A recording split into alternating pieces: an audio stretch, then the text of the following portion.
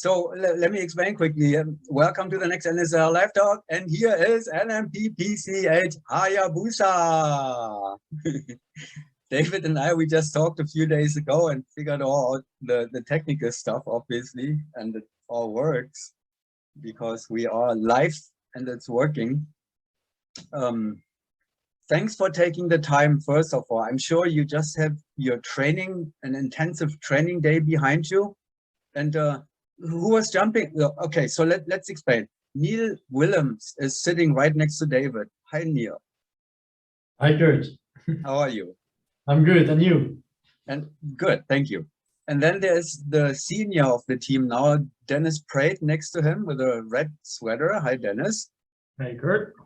And then we have Mike with a yellow. So it's easy to recognize you this time, all different colors. Thanks for making it easy. And all the way on the left, there is Bob. You can recognize me by my hair. Okay, yeah, that's a signature sign for you. So let me start with which lineup was training today? Who was in which slot? Well, today we trained with Neil because tomorrow he needs to go to his boot camp again, and we decided today to do some B slots with him out of the plane so that he can see that stuff as well. And yeah, it was a good day. We did one jump in the rain in the morning, then we decided to wait a little bit, and then the rest of the 11 jumps starting from noon, and that was good. Yeah, you have a holiday today, right? This is why Neil, this is why you don't have to go to boot camp, Neil. Yeah. What's a holiday? What is it? Pinkstermaandag. Yeah. It's one of the Catholic holidays that we have here in Belgium. Oh, so it's only a Belgium holiday. Belgium, Holland. Yeah, it's another excuse to not work. Okay. So I'm happy to have a holiday. It's good. well, yeah, it's good. You know, you get additional training with Neil. That's the best of it, I guess. The best of the holiday. Neil, give us some cool stories about the boot camp, please. Cool stories. They threw sand and water in my room last Friday. You like cleaning the gun? Cleaning the gun for hours and hours and hours. Cleaning the what? The gun. The weapon. The rifle. Oh, the gun. Oh, yeah. David said that he knew exactly at what time of the day you would sit and clean your gun. For hours, and then it's still dirty. So yeah, but 3.5 more weeks left, and then I'm fully committed to the team. 3.5 weeks. Yeah. Well, that went by like that. When you're not in the boot camp, it goes really fast. So when you're in there, it is every day is a drag. No, it's not that bad, but there are places where it's much more fun than in boot camp. Yeah. So David, you were filming today. Well, actually, Koen was filming, and I was filling in. After a while, the wind picked up, and then Koen stayed on the ground because he has a bigger parachute from the military. And then I took my original, no, not my original, my official spot. Actually, I took my official spot, and so I filmed the guys. I think for the remaining 7 jumps, I think today, and then tomorrow when Neil goes away, then I will be the inside center. So he's gonna film you all the way through the CISM at the CISM World Championship. Exactly. Okay. So we're preparing him for this. How was the split today? How many CISM jumps did you make, and how many? Or are you actually practicing? Dave, you said there's very little CISM practice these days. Dennis, how are you splitting it up, or how did you split it up today between CISM and FAI?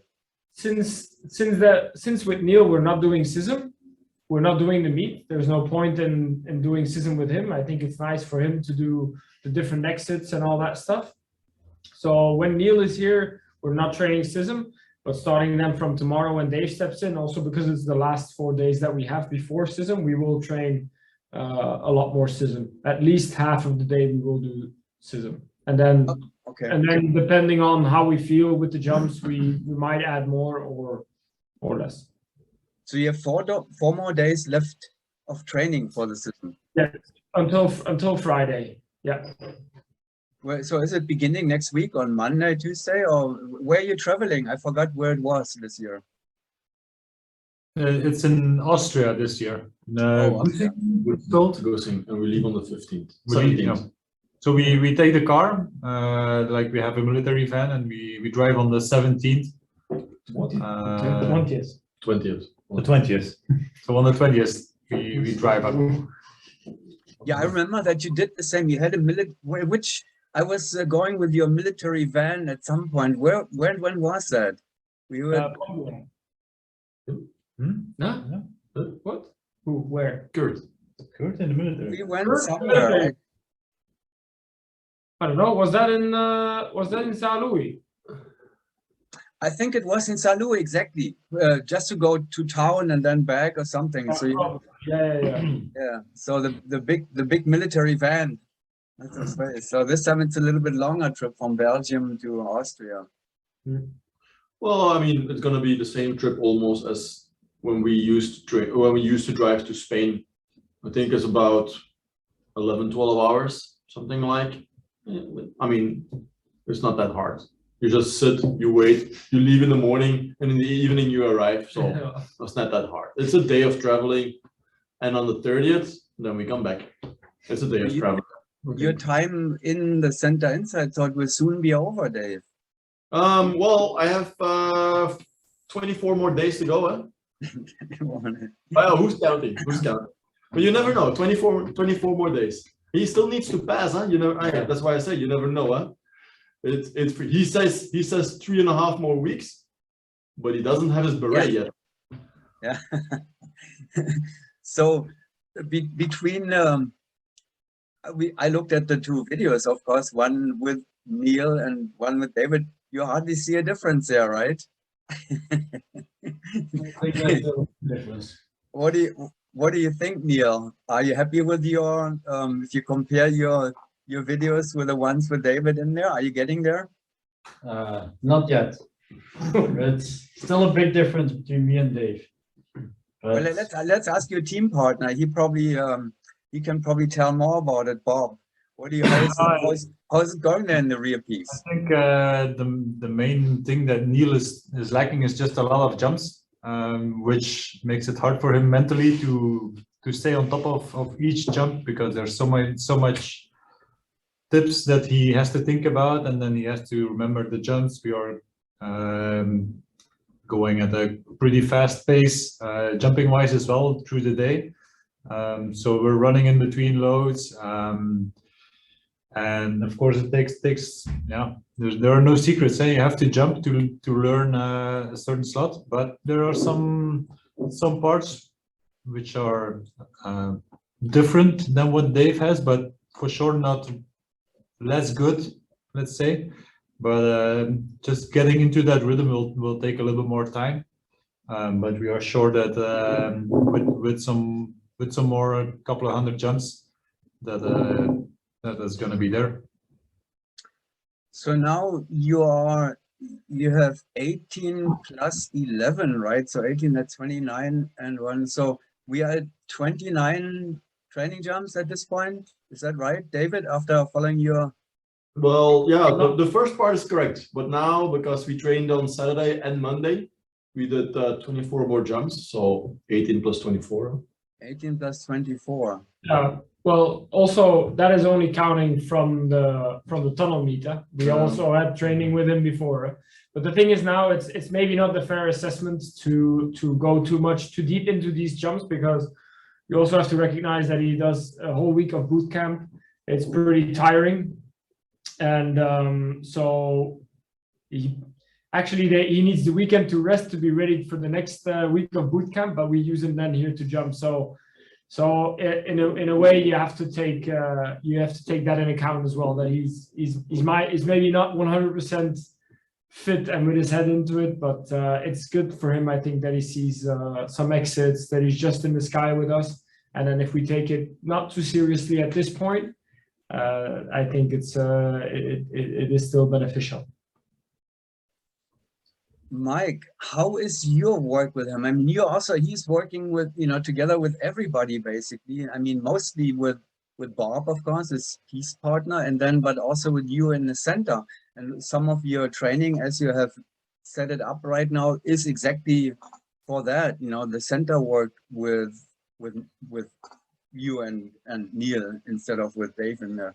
How is that going? Well, how do you communicate this? You just, is it all about? Sure, I have less experience as skydiver between Dennis and Bob, but because I did my 2 years of inside center in the past, sometimes I can give some tips to maybe to Neil of things that I feel as outside center, and because sometimes we train also with Dave gives me some tips, so it's like a circle that continues to rotate, let's say. So we give tips each other. I feel great actually, and with Neil, the confidence starts to build up. Yeah, that's it. So I feel great. So most of the tips, they're coming from the left and from the right, literally, from David on the left, from Mike on the right, from Bob on the right. So they're heavy. It's more the right side there is heavier. But Neil, I mean, you're overloaded with tips and information and hints and stuff that you have to digest and somehow try to apply on. Then at the same time, you're going to boot camp, where you're probably not only cleaning up your guns, you're also doing hard physical training and, and all that kind of stuff. You don't have a minute off, do you? No. During the week, I think about skydiving, but I'm not memorizing jumps or visualizing. So it's only during the weekend I have some time. So now it's a 3-month period Surviving. where we are like training for 4 or 5 days, and then after it, it's like full commitment to the team. So we knew this was going to happen, and from July is back 100% skydiving. But we can say that he can handle this because he's just 24. He turned 24 yesterday. So happy birthday, yesterday. Neil. Congratulations. So that's Tobias again. Congratulations. Happy birthday, Neil. That's why the whiteness on the table. A young guy, eh? You look 24. He looks 42. 24. Hey, my son just turned 21 last week, so I almost have the same birthday there. But you can say Daddy Kurt Yeah. instead of Kurt from the NSL. So you are literally, when you're sitting there and cleaning your gun and doing your stuff, and while you're cleaning your gun, you're visualizing jumps and you're thinking about four-way. No, I just think about skydiving. Just more in general. I'm not really focused on 4-way at that moment. That's more wishful thinking. Yeah, it's and like dreaming. wishing I was in the sky jumping, but I'm cleaning my gun. Cleaning his boots. Yeah, I guess the gun requires some attention too, you don't want it to take off at the wrong time. So when you're focusing too much on skydiving and you're pulling the trigger, that could be dangerous there, No, David is shaking his head, no. Well, I mean, that's a little bit how the military works. You get like, it's a little bit of a drill that you have to have like respect for your weapon. But in the meantime, it's also over exaggerating all the cleaning just to keep yourself busy. I mean, they can tell you if the gun is not clean, then you do not deserve like a weekend leave. But it's just to keep the guys actually busy. What about the boots? How much time do you spend on the boots? Cleaning the gun, cleaning the boots, that's all. Those are the two most important and mostly known things, for military services. Your boots have to be clean. Your gun Yeah, has but I keep one pair of boots always clean. So when I need to be with clean boots, I put those pair on, and the other time I take the dirty ones. So the funny thing is, like, I mean, each of you, now maybe not Neil, I don't know, when did you join? No, you were also civilian. So each of you has actually gone through the boot camp at some point in the transition from civilian forward. Maybe not Bob. Were you already in the military when you joined? Me and Dennis, we were in the military when we joined the team. So I started skydiving 3 or 4 years after I joined the army, and I think Dennis about the same time. So no, we did a couple of years in the army before we started skydiving, and then, like, for me, it took me about 8-9 years before I really left, like, let's say, the army to join the team as an alternate first. Mm-hmm. That's interesting. So actually, Dave, Mike, and Neil are the only ones who really did the boot camp in the transition from, to become HayaBusa member. And you go from civilian into military, and you need to pass the boot camp, and then you are in the top sport division. Eventually, that's the shortest way to become military. Okay, so was it for you and for Bob, for you and Dennis? What was it different kind of did they have a shorter boot camp and a little shortcut there, and you had actually much more work to do to become a part of it or not? Bob and myself, we entered the army at an age of 16. And so that meant that we had still our academy that we needed to finish, plus a military training mixed into it. And you were going also for a non-commissioned officer. So that part took us 2 years. And then you decided which weapon you wanted to go: artillery, tanks, paratroopers, infantry. And then you still had a specialized school. So I think as a whole, I think you would put 3 years of boot camp, let's say, that we did. Okay, well, that's a big difference. Yes. Yeah, but that's work. You chose Right. to become a military, and in our case, you chose to become a top sporter or a top athlete. That's the difference. I think there's a difference in your approach of going into the army. But you still have a commitment, right? So what, David and Mike and Neil, what is your time commitment to? Well, it changed over time. It changed. I think Mike's contract is only 8 years. That's correct. 8 years. I think Neil's also 8 years, and I think when they behave well and they have like good grades and I think good recommendation, they can stay longer. But for me, I have one until my retirement in 2036. Oh, that's long too. Which means like we will have at least, I mean, we could have the same HayaBusa lineup for at least 8 years still, and that's what you're planning, right? Yeah, we could. Yeah. Well, if Mike behaves, then yes. Otherwise, It gets a bit better. but out. So better be careful with that Hefeweizen. So, can we expose this to the public? You will Hefeweizen at the end of a military training day? I guess we can. No? But this is 0.0 alcohol. There's no alcohol in the bottle. That's not a beer, but it has no alcohol. For hydration. Yeah. And how can you kick Mike from the team? I'm too funny. Yeah. Is there anybody lurking for your slot there? Or what's going on? I will defend my slot. So what's coming up? So we know it's all training, and then CISM is, let's say, after CISM. What's happening after CISM? Neil will be in, for more training for sure, and then after that, the plans for competition. What's coming up before the World Meet? Nothing. Training. Nationals, Belgian nationals, they come up. Sure. Well, you will also. When are the Belgian nationals? 10-11 September.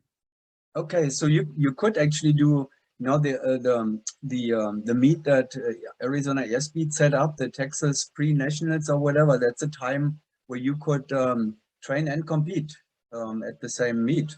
See where you are. Are you planning to do that? We might do the draw in training. Yes. Well, that's the whole idea. You do it in training and then you. Okay, it's not a yes. So tell right. me again, what is the purpose, Kurt? It's an online meet. Well, it's a competition. Yes, we want some competition. You know, I mean, there's a meet. There is a meet in Texas, the so-called the pre-nationals they call it officially, and they have opened it up to make it a cloud event at the same time what the NSL is usually doing. You know, so you create the same competition draw will be used, and Airspeed and other teams from everywhere will. It's like what we did at the Cloud Mondial. You know, or the Shamrock was online eventually too. So it's the same idea, and it happens within 1 week. So the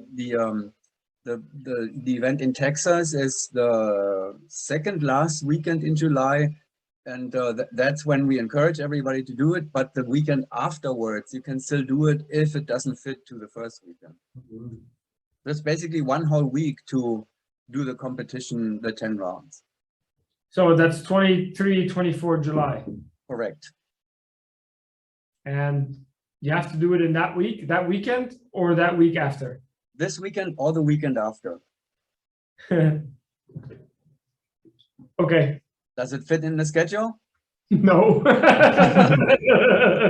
You have to change your schedule. Not possible. Really, huh? No. Okay. Well, that would be really sad because, of course, they want you and the French. I know. Unfortunately, also, you know, with we have a lot of advantages with the military, but there's also some small disadvantages, and also with people planning stuff from home is that once you set mission dates, they are set. Yeah. So when are your mission dates around this? So we'll be cheating, you know. You can do you will do them in training anyway. I know that we restart on the 14th of August, but our training camp before we actually end the 21st of July with a training camp. Oh, okay. So we can do it the weekend before or that week before we can do it, but yeah. We need to draw. Or the weekdays before. So let me discuss it with. You can maybe get the draw but then keep the draw secret and also the jump secret, and then post it at the same time as everybody else does it. Yeah, exactly. Let's do that, or let's try to plan it like that. So I would have to know how many days. So if I think the competition in Texas is begins on the Saturday. So if you get the Thursday and the Friday, yeah, complete the draw, and then we keep it quiet, everything. So it's a cloud event anyway. So it's just a training competition, and I don't think anybody will have a problem with that. Sure. So, okay, well, sounds good to me. I'm excited. I mean, it's good to see the teams in action again. We have had already a few outdoor events in the network, so different locations. I'm glad it's coming back. Apparently, how's the situation in Belgium with any crisis, military crisis, health crisis? Everything okay now? It's not bad. I mean, yes, Ukraine is there and Russia is there, but yeah, I mean, we only know what happens when you look at the news. So if you turn off the news, then everything is normal. Yeah. Don't look at the news. Don't look at the newspapers. Then you're aware of nothing. It depends a little bit what you wanna know. But so far, I think we try to distance ourselves a little bit from the political point in what's happening in the world. But let's say we are healthy. We can still train. We're doing our best. We try to jump as much as possible. We want to be as ready as possible when we go to Eloy. Yeah, let's stay there. That's the trick is to stay away from the news, I guess. But is indoor training completely out of the question now? So you're not, even if the weather is not great, also you're not doing it anymore at this point? It's not on the program. It's not planned. I think sometimes indoor is too easy. I mean, we've discussed it already so many times. We can use it for some technical issues to solve, but eventually it doesn't mean that sometimes when it works in the tunnel, that it also works outdoor. And we're kind of like, we're sometimes struggling with things, and we would like to make sure that we fix them outdoor, because then we know if we fix them, then we're okay. Otherwise, we need to fix it outdoor again. So we know what we need to do, we just need to do it. And it's just not happening yet. But that's because of a lack of jumps. Just give us 400 or 500 more jumps, and then I think we're on where we want to be, but we're not there yet. Not yet. But you're not in favor of just doing tunnel training with equipment, with gear on, and all that kind of stuff. That's, I think that is not the most difficult part of the transition from indoor to outdoor. It's not the gear, it's the references. The references with the that you have with the walls and then with the net. It's a lot easier to stay close and on level in the tunnel than it is outdoors, and that's because of the references.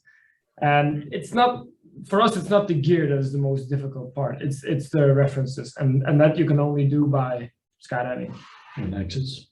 And the exits. that is a very interesting point, and I'm gonna make sure that this will be one of the topics when we are writing about this, what we are talking about here, when I'm writing about this, because that's not what you hear yet. So I think it's a very interesting and important thing for teams and competitors to know. But Kurt, it depends where you are with the team. Of course, if you still have to figure out all the moves and you still have a lot of work to do, then for sure, yes, figure it out in the tunnel. And if you have it in the tunnel, then you have a better chance of getting it in the sky. But we know what we want to get in the tunnel, and let's say 95% of all the blocks we are happy with. We know the technique, we know the targets, whatever. But if you don't have those, then yes, you can still do tunnel, and it will benefit the sky. But once you are at the level that you just need the training to start peaking towards something, then it's a different story. Yeah, in my experience, it starts pretty, like, even the teams that I coach, like I'm talking about Out of the Blue, I'm talking about Fire Flash, all those teams. That's already where I feel the tunnel compared to the outdoor, it already doesn't, compare that much. It's more for the more low level teams that where what Bob says that it's beneficial. But once you get to that point, then you have to treat it as a, there's only so much you can do in a tunnel to get better outdoors. But that is very precious information, that people, I mean, it's good to look at it from those kind of angles. And nobody has, I think, has looked at much from the reference angle. That's kind of a new, I mean, I haven't heard it yet from anybody, not comparing indoor and outdoor. To me, that's a big one. Okay, I think we are running out of time here again, unfortunately. Yeah, there's 5 minutes left only. So I think I'm going to say goodbye now to our friends in Belgium here, and thanks for all the information and the tips and hints and updates and all that. And I look forward to discussing the logistics for the July event. Spread the word. Anybody who is training and flexible can participate in that, and we encourage people to participate. Of course, we all know how valuable competition is. And even if it is only an online again, as we have it. Yeah, but I think the beauty is you can do it at home. Huh? You don't have to be at one. That's the beauty of that. We would like to have as many teams as possible at the same place for the social part and so forth. Big group, one big family doing one big thing. I think it would be nice to just do it, upload it, get scored, and then see yourself on that ranking. As we have been doing that for many years, actually, but now it's even more crucial than before, because the pandemic showed us, that it could be helpful at times. Absolutely. All right. Well, again, thank you very much. Have fun with the rest of the training, and have patience with your boot, with the 21 days or whatever, 23 that's left for you. And then we talk soon. Thank you. Bye. Thanks, Kurt.